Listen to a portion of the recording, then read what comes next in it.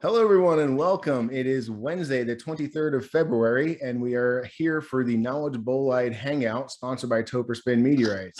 We're really super happy to be here. Super happy I got the date right. And today we're going to be discussing irons in detail. This is irons part 2. There's a bunch of classes we're going to be covering. I'll put them on the screen. It's 3AB, 3E, 3F, 4A, and 4EB, as well as ungrouped. That'll mean a lot more to you once Mike Kelly gets done with his 101 segment. I'd like to send a little happy birthday wish to Johnny Bob, John Young. Congratulations on your birthday.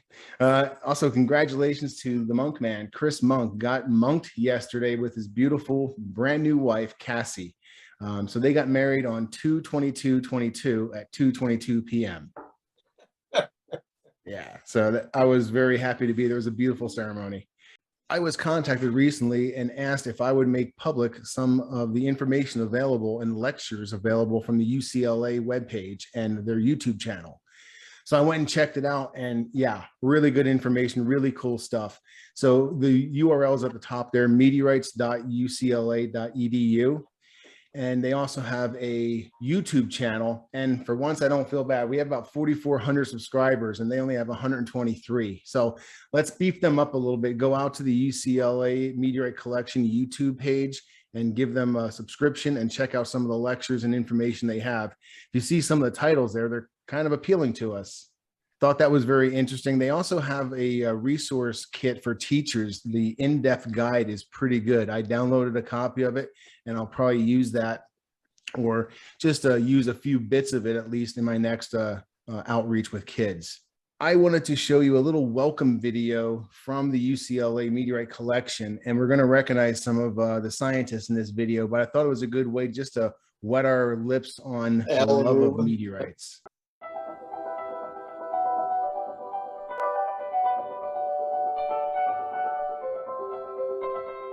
Meteorites are rocks that fall from the sky and reach the Earth's surface. Now, the question of why meteorites are important is very simple. These are samples of the building blocks of the solar system. Meteorites are samples of rocks of a sort that we don't have on Earth. And so by studying these blocks, these meteorites, these building blocks, we can learn about the early processes that form the solar system. Well, the UCLA Meteorite Collection started in the 30s from people who founded the astronomy departments, who were the first people to get through meteorites. Some were found in the Mojave Desert, others were acquired by gifts or by purchase, and our collection has grown tremendously since then. And we now have the 5th largest meteorite collection in the United States, the largest on the West Coast. We have about 100 of them. The most beautiful specimens in our collections on display. We have some huge iron meteorites over there that are on display, and a lot of beautiful type specimens that you can't see anywhere else. This particular one is from Meteor Crater in Arizona. Well, the oldest meteorites are from asteroids. They're all 4.5 billion years old, except for those from the Moon and Mars. Those from the Moon and Mars are somewhat younger. Those from asteroids are 4.5 billion years old because asteroids are small bodies. They've cooled completely very early in solar system history. So the meteorites from them are all of that age, as is the same age as the solar system. We have very unusual meteorites. We have Martian meteorites here, lunar meteorites here. The meteorite suffered an impact which produced shock and damage to the crystal in space on a fine scale. And there was some heat left over from the impact. The impact brought in energy, which resulted in heat. And the meteorite recrystallized on a very fine scale. Wow. Most meteorites are just tumbling as they come in, but this one clearly was not. It clearly was keeping the same front face ahead of it the whole time that it was passing through the atmosphere, and the friction with the atmosphere caused the surface to melt, and then the melt to stream off and make these patterns. I particularly like the chondrites, which are the building blocks of the solar system. These have not been melted, and so they give us the textures and the compositions that were around from the materials from which the sun and moon and planets were created. And so those give us more clues about the origin of the solar system, so those really have my passion. It's pretty nice. I wanted to include that video just because they said a lot of things that we talk about, and they said it a lot more succinctly and beautifully. So if you're out in the LA area and you want to have a nice science day, I recommend going to UCLA Meteorite and check them out. And in the meantime, go to meteorites.ucla.edu. Wonderful. Have you guys heard about the hubbubaloo on Christie's? Yes. Yes. Yeah, a little bit. There's been some really crazy things on Christie auctions. I just captured 3 of them. So here's one. Okay, yeah, it's shaped like a heart. I give you that, but it's less than 300 grams of compo, and it sold for $7,000. Yeah. $7,000. I know. That means mine's worth a fortune. Yeah, I know. Mine too. All of a sudden, I'm a millionaire on compo. I told you guys the price of lunar's on the rise. Well, here's a 33-gram rough cut that sold for $380 per gram. God. Oh. We like the price to be a rough cut like that, a beautiful piece. Hey, you're talking, I mean, give or take, but you're talking $50, not $400 a gram. It's just somebody who has too much money and doesn't know what to do with it. Yeah. Hey, send them my way.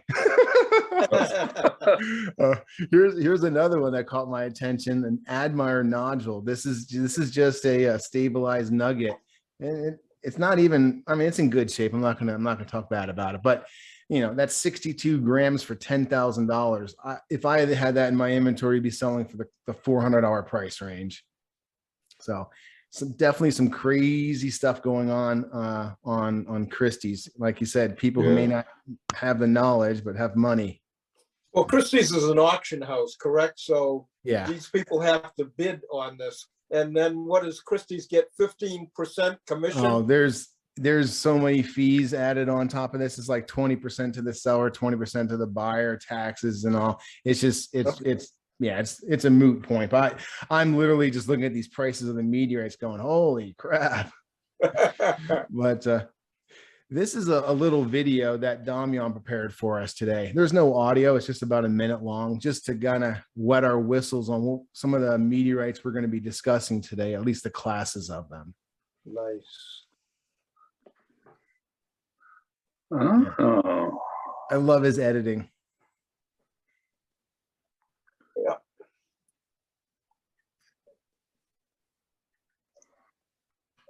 Dronino. I'm going to be showing off my Dronino later on. Slices, though. That almost looks skeletal. Yeah, some of the Dronino like that are sandblasted after the recovery to get all the oxidation off. We have Allison in the house with a little history of the Roundup meteorite. So I'm going to let her tell you a little bit about it after this little video she prepared. She found some interesting history about it. Here is my 1.6 gram sample of Roundup, a IIIAB iron found in central Montana, just outside the town of Roundup in 1990. It's a particularly rare meteorite if you consider its total known weight. It's a rather small total known weight compared to a lot of other well-known iron meteorites. It's got a medium octahedral lattice work of its 2 primary alloys, and I think it's pretty cool. Yeah, it is. It is, yes. Yeah. That's a great little summary for us. So, Allison, you learned something else about this, didn't you? I did. I was researching, and I'm glad that we brought up irons, because I really didn't know a lot about this little meteorite. I had heard rumor that it was used as a doorstop, but I stumbled across, you guys I'm sure are familiar with Marlon Sills of Montana Meteorite Lab. Yes. And on his website, word for word, it says, in 1990, a family from Roundup brought Marlon a 38-pound iron meteorite. The family had been using the unusually heavy rock as a doorstop for a building on their ranch for several years. So the exact date that Roundup was found is 1974. And for 16 years, they used it as a doorstop before they took it to, and Marlin identified it as a meteorite. So I thought that was super cool. That is. That's pretty wild that they pass it every day for 16 years. Could you imagine that? Yeah. So you can find them on your doorstop, but highly unlikely. That's awesome. Thank you very. I don't know if Chris Monk is with us or not. He's probably not. He just got married yesterday, but he was waiting extremely anxiously to share his piece of Arizona history with us. So in his absence, can someone give us a few interesting facts about Tucson, the Iron Ungrouped? The ring? Yep, this is the Tucson Ring. Wow.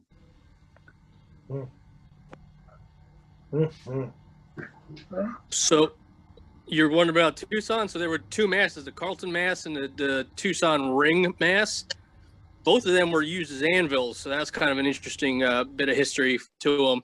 And I know a lot of people like to see meteorites that fluoresce because there aren't too many of those. So the Tucson Ring piece will oftentimes fluoresce, but the Carlton mass will not. And that's because the bits that were chopped off of the Carlton mass have kind of been reheated and mushed up more. I guess they were more superficial to where they were hammering on it. So that's destroyed the silicate fluorescence in there. Very interesting. Awesome. I knew I could count on someone in the crew to help us out in the pinch there. So awesome. All right. I'd like to move on with a little bit of more show and tell, but we're going to do it live now. So we have Ron and Jeff coming up. So Ron is going to tell us about some irons. He's a big iron collector. And then Jeff, he's a great guy, Canadian, but he's going to share some information about two Canadian irons. Hey, Ron, what you got for us, buddy? Okay. Well, first one I'm going to show you is a Tishomingo. It's an ungrouped iron from Oklahoma. This one is about 130 grams. Yeah, this is a very unusual piece. Number one, it's dark gray to black. It doesn't have the typical iron. And the second thing I like about this is the this little condyle right here. I don't know, or inclusion, whatever you want to call it. Mm-hmm. So I don't know much about this. I haven't really studied it that much, but it's just a really, really unique iron.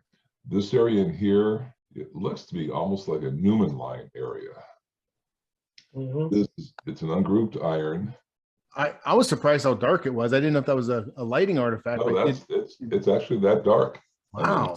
It's one of the highest nickel attack sites known. Yeah, an attack site. So this is, I've had this for about 4 or 5 years. I got this from Moe's Meteorites back in Tucson. Mm-hmm. It just kind of like spoke to me. I just loved it.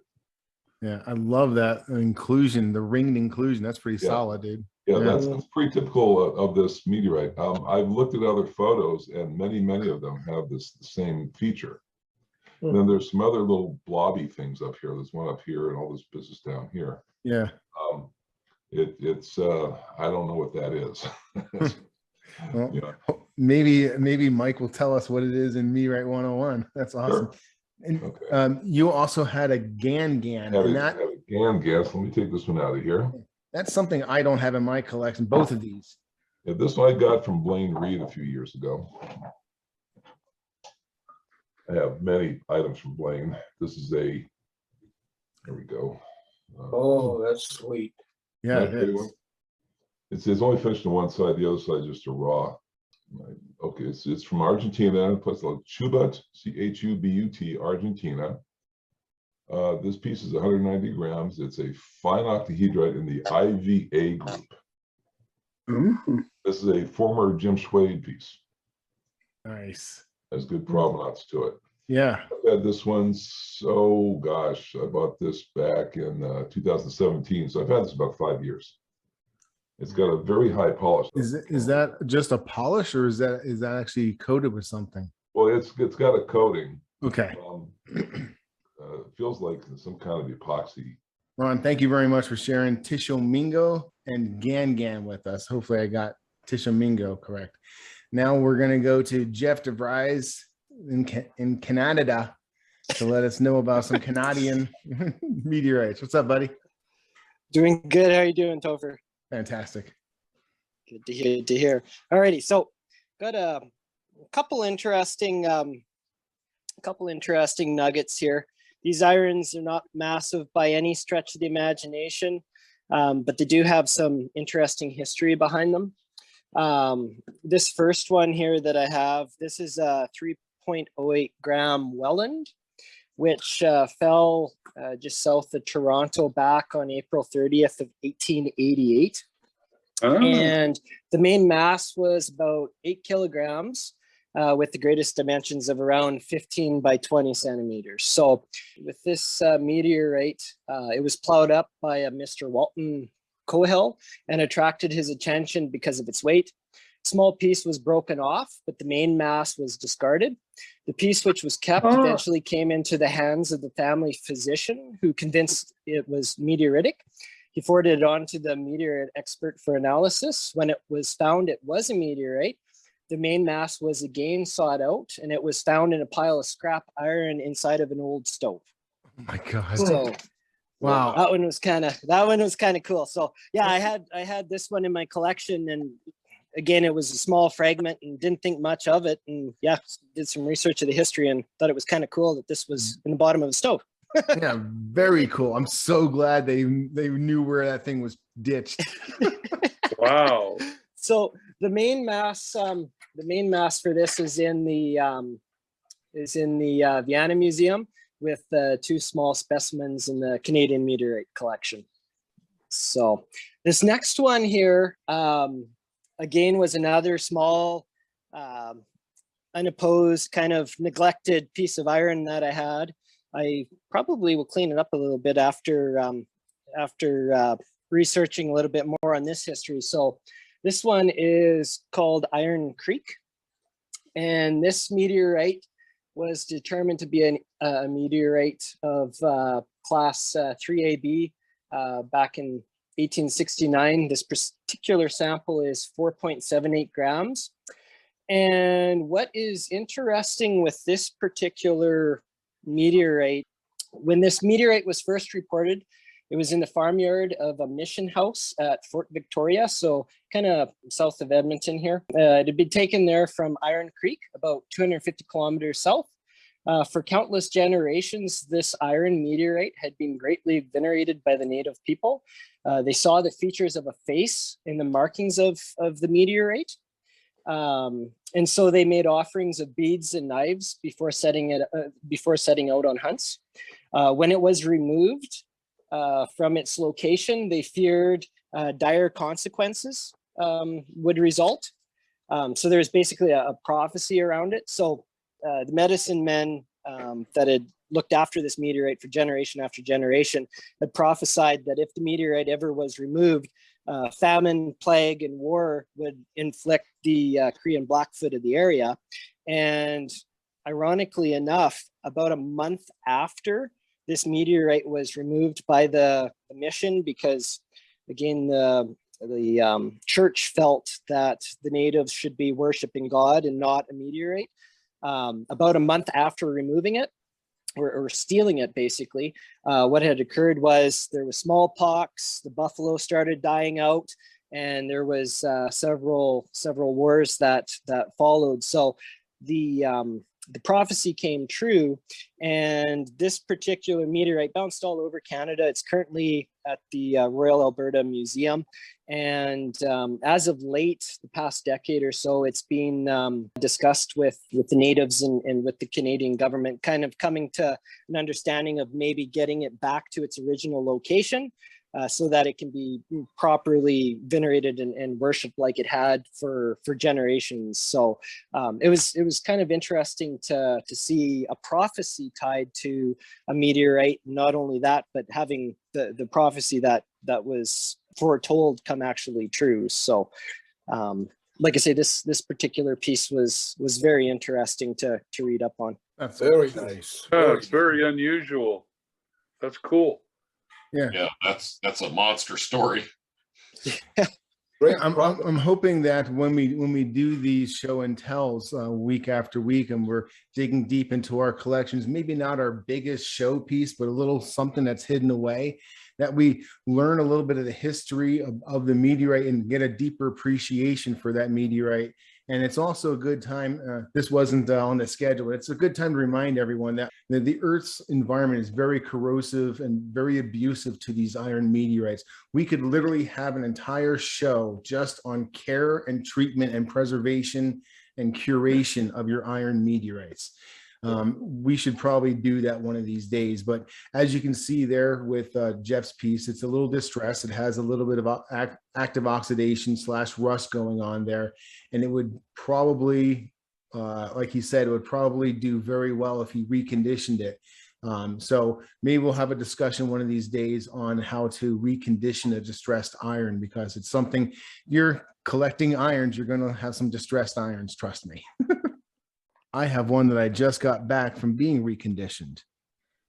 So this is a Muonionalusta, and it is absolutely strikingly gorgeous now. Wow. Oh. Wow. I'm impressed. I am in, and you can tell put that in my car. it's a nice end cut. Ooh. Really shows well, doesn't it? Yeah, it does. Mr. Epcot here. What I find really super interesting about this one is you see this crack mark here. If you look, it goes all the way through the stone. Oh, yeah. But I just got this back from being totally redone, and it is striking now. Really intricate. So that crack would be a result of like shock or some kind of weathering or alteration? It doesn't look like shock to me. It looks more of just a weathering condition. Yeah. Boy, that's the new etch is fabulous on that. Yeah. The crack can actually be both. It could have started as a shock event because there are some other ones that are in parallel with it. So that kind of suggests a force coming from one direction, but it could start as a small crack and then be an avenue for weathering. But yeah, boy, I was noticing all the cracks seem to be going the same direction. Yeah, but it looks like it's following the crystal plane too. So yes, you got to find out the heat right there. It's probably weathering along the crystal plane, because Muonionalusta is a very old meteorite that kind of got dragged around, I guess, under a glacier. So it's seen a lot of terrestrialization. Well, nice. I think that one is beautiful, and I actually just got that back, so I want to give a little shout out because I had one of my friends I use them for the first time. Chris Colvin did this one for me, and it turned out really well, so pretty happy about that. Nice. Very nice. All right, guys, it is now the time when we deep dive into the science and a little bit more of the history, but the science behind our meteorites that we love. We're going to be talking about irons part 2 today. So these are the subtypes we're going to be discussing. And once again, I welcome Mike Kelly to take the reins. Hey, how's it going, everybody? So yeah, I wanted to touch on something that I didn't touch on part 1, and that's so this chart here shows, if you look at the molybdenum 94 and molybdenum 95 ratios in meteorites that are iron meteorites, they fall on 2 trend lines, and one of them is believed to be non-carbonaceous in origin, and the other is believed to be carbonaceous in origin.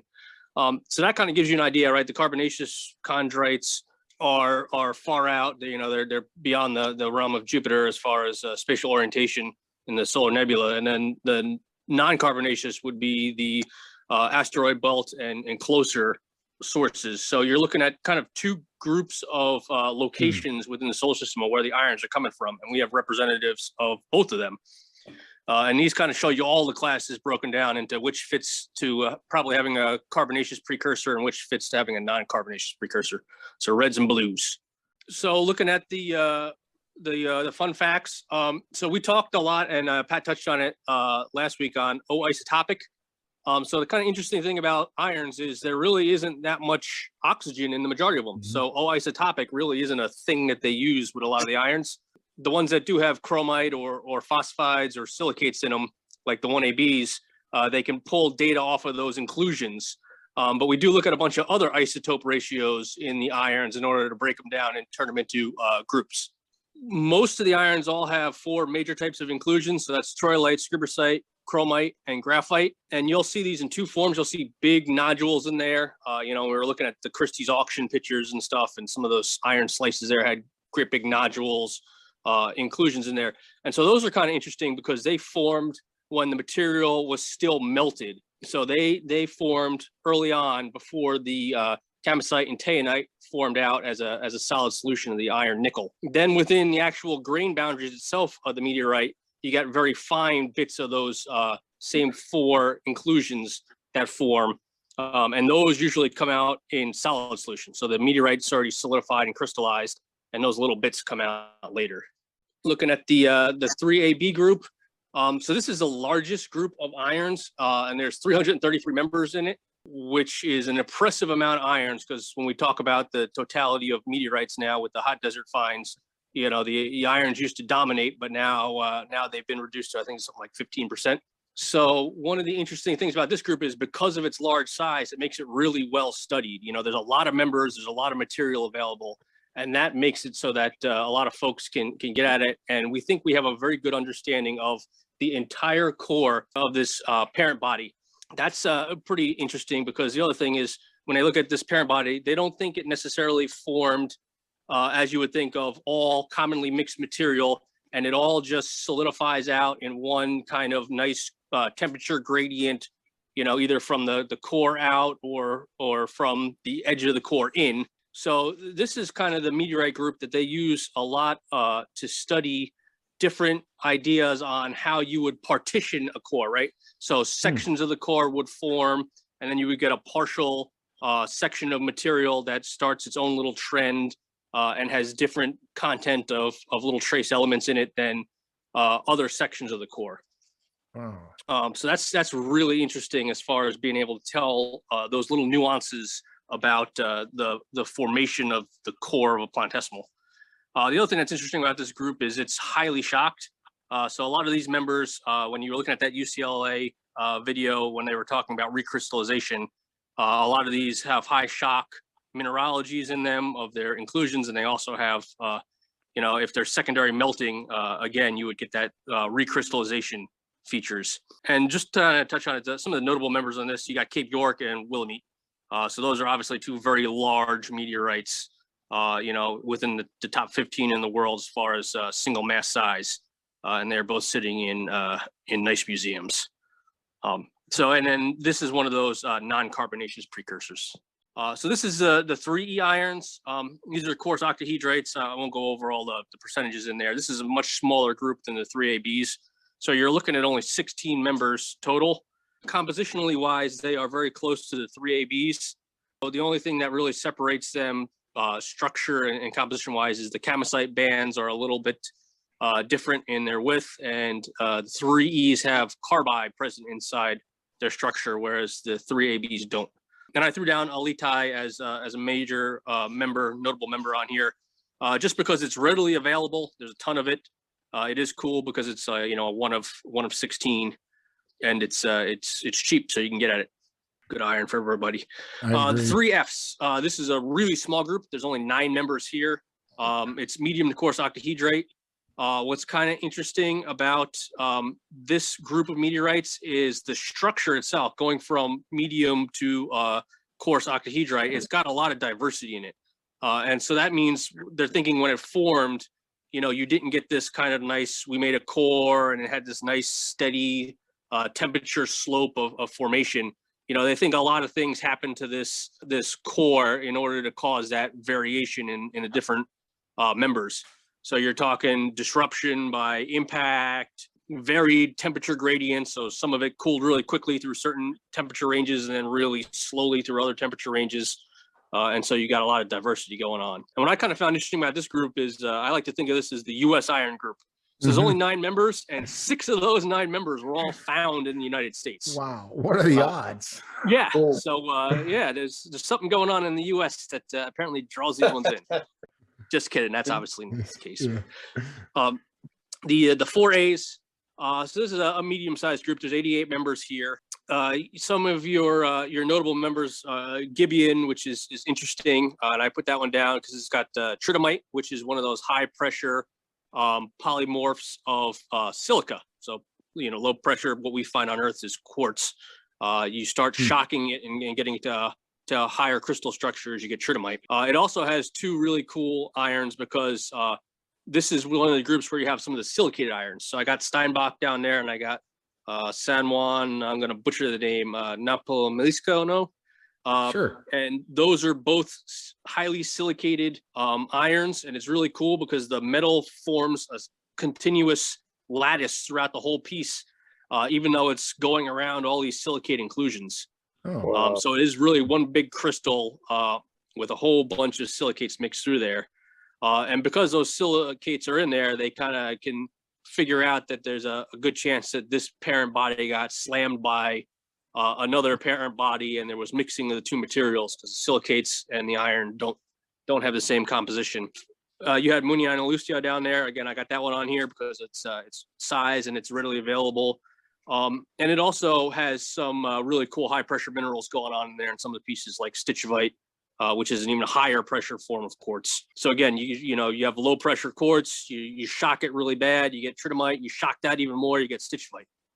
So that really saw a hard hit. Wow, awesome. Looking at the 4B meteorites. So these are 18 members there. These are attack sites. So again, you don't get a Woods-Mattenstein pattern to them because of the high nickel content. And we're talking 16 to 26%. These are some of the most depleted in volatile element meteorites, and they are rich in refractory elements. So they have a very interesting composition to them. And that composition is really similar to the angrite chondrites. They're probably not directly related, but they are similar in composition. And obviously, you got to talk about HOBA if you're talking about the 4Bs, because it is the world's largest single mass at over 60 tons. Then the final group is not really a group at all. So it's the iron ungroups. So these are all the members that can't be placed into a chemical group. So again, there's those 13 chemical groups plus the 14th being the ungrouped. And this probably represents something like 50 or more poorly represented parent bodies out there from early planetesimals. So to give you an idea of how crowded the early solar system was, you know, you're talking 50 bodies alone right here that were able to be large enough to differentiate and create themselves a core.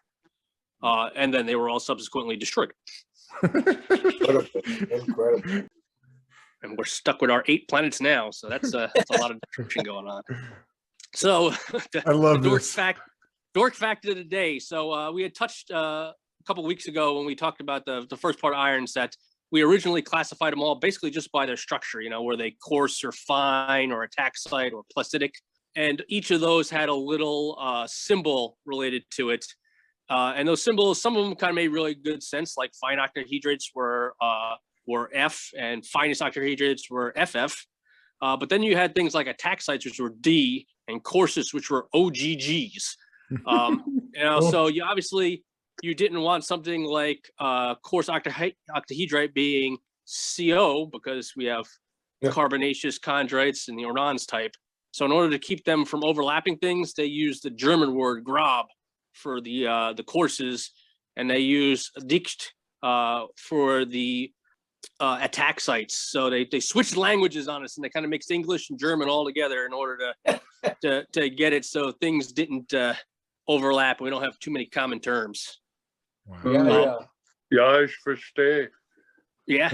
So that was everything I had for the 101. To answer the question on Tishomingo, those little that little bullseye you got in there.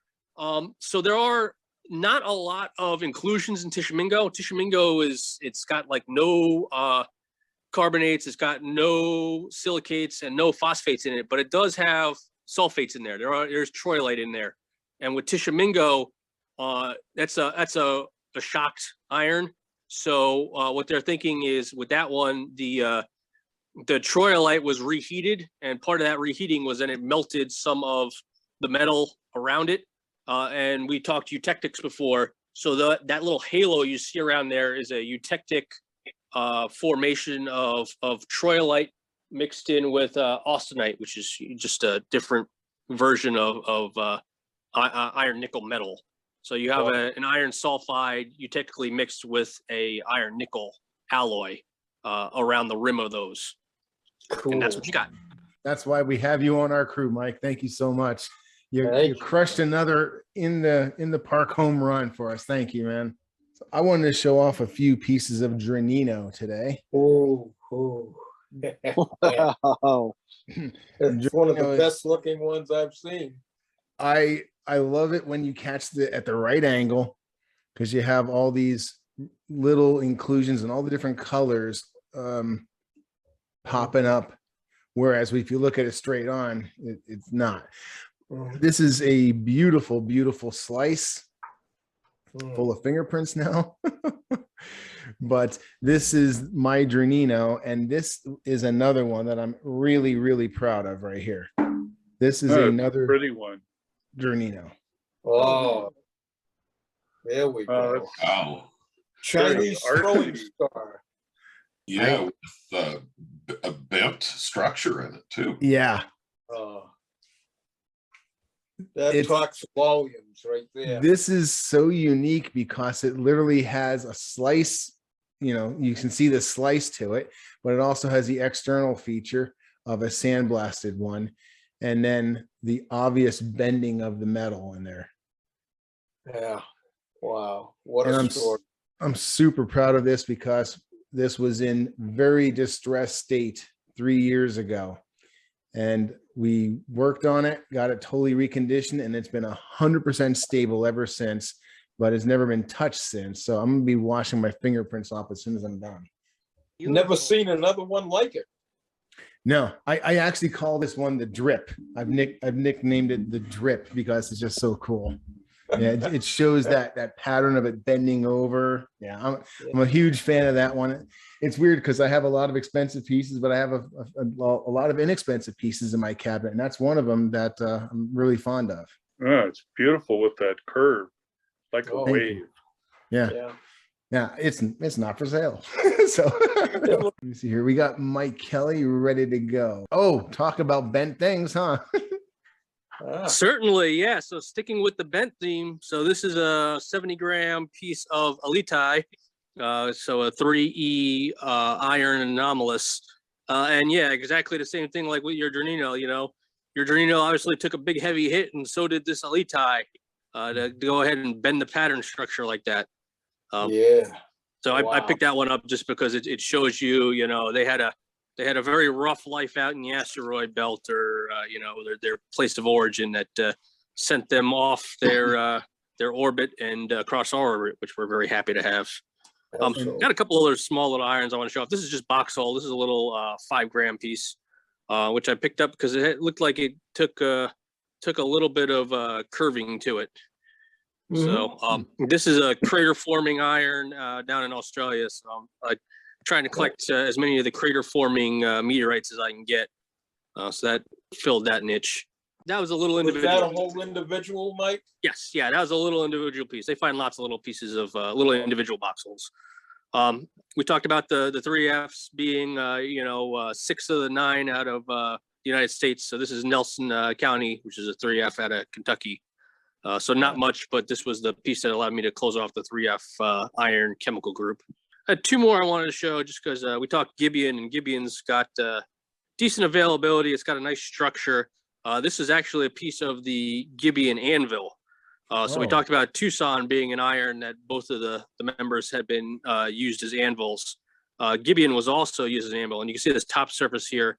All those little dark marks are actually closed up regmaglyphs that have been beaten and pounded flat. And this one's kind of hard to see. It was hard to etch because all that hammering made it a real difficult meteorite to etch. But it's cool to have a piece with a good story to it. So one used as an very anvil. cool. It's kind of interesting. Very nice. And the last one, we'll see if this works. If not, you can just edit it out. We talked about the recrystallized iron, so I'm trying to hold it at an angle where you can kind of see the original structure of the kamacite and taenite bands. This is Roebourne, another Australian meteorite. But if you change the angle, you could see it's been completely recrystallized. And when you look at it straight on, you don't see those bands anymore. So incidental light, you can see the original octahedral structure. And then when you look at it face on, all those individual crystals were recrystallized. Sweet. Turned into that. Wow. Showing very nicely, Mike. That's it is really cool. Yeah, it's a really cool example, and it showed off really well too. I totally appreciate you showing that anomalous feature off. We're out of time for me to show it off, but I have a 1.7 kilo super thick Gibeon slab that is unetchable. It will not etch.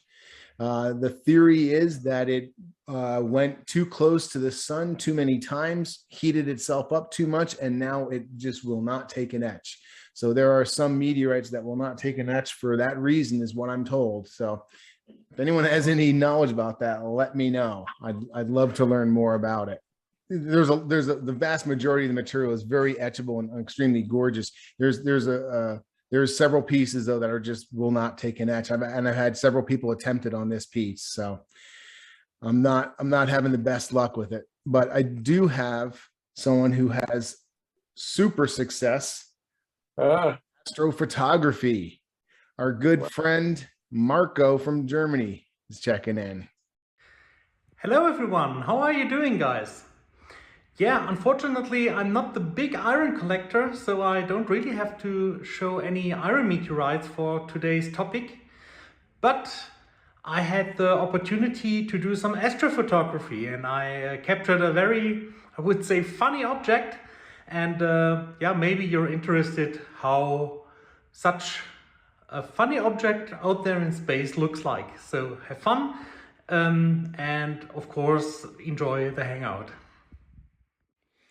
Yeah, I think most of you guys know the constellation Orion, and the star on the lower right region of Orion is called Rigel, and Rigel is the star that we're looking for because Rigel illuminates a dust region in constellation of Eridanus, and it's exactly that dust region which we will have a closer look, and we will have to collect some photons. Yeah guys, and the funny object that we're looking for today is the Witch Head Nebula, NGC 2118. As I told you before, the Witch Head Nebula is a reflection nebula, so a cosmic dust region where light from the star Rigel gets reflected.